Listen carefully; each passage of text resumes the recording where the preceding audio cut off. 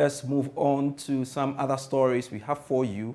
Rather, it is our earlier story where the IMF has indicated it will engage partnering countries basically to see to it that the debt cancellation of most developing countries are done. Let's get a perspective on an economist, Dr. Ebo-Texin, for more on this. Grateful, Dr. Ebo-Texin, for your time here on the program. Now, I'm pretty sure you may have listened to the IMF Managing Director. What do you make of this move by the fund of a possible debt cancellation for Ghana and other debt-distressed countries?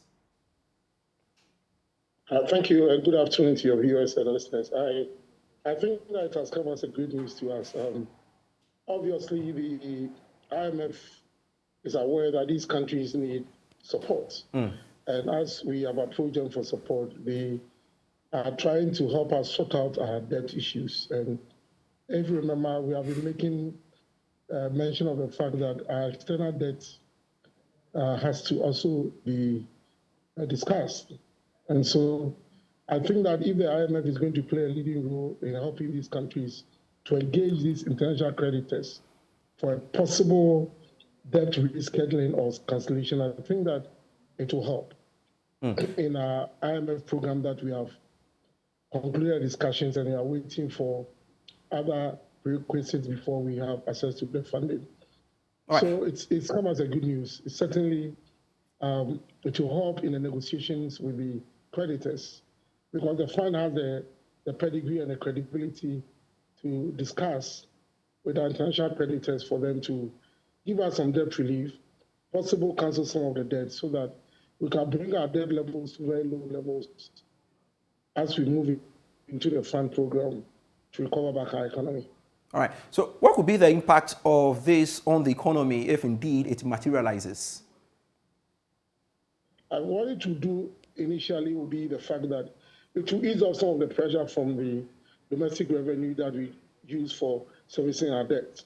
Don't forget that it is the first prerequisite for the IMF program for us to bring our debts to sustainable levels so that we can free some space so that we can use whatever resources that we get out of freeing that space to go into the productive sectors of the economy, to expand the economy, to be able to generate more wealth, more income, more tax revenue, to be able to sustainably service our debts and then expand the economy the way forward. So it's good news. It's going to definitely have an impact on our fiscals, and therefore it's something that, if it is successful, would definitely help the Ghanaian economy to recover as soon as possible.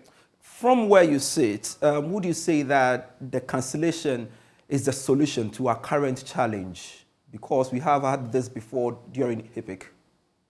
No, that is not a solution to our challenges. It might be a solution to our immediate crisis.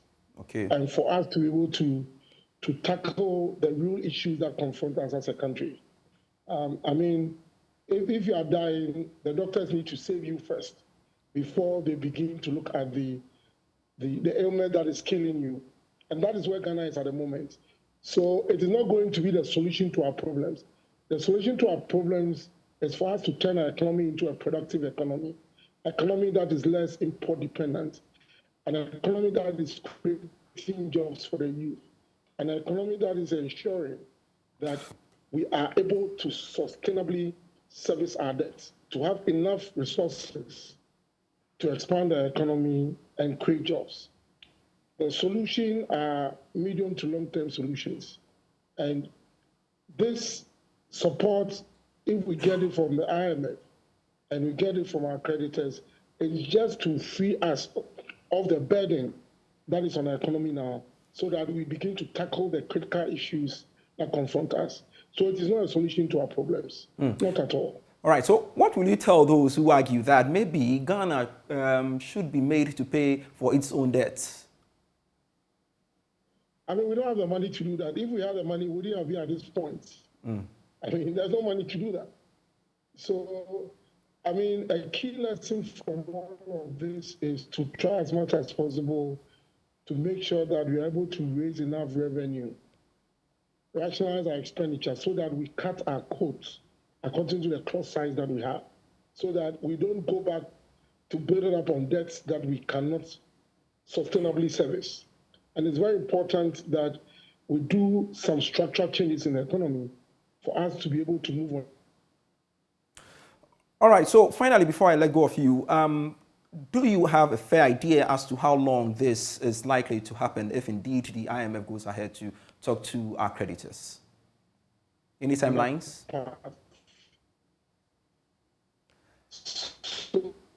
We can hardly hear you, Dr. Buteksin.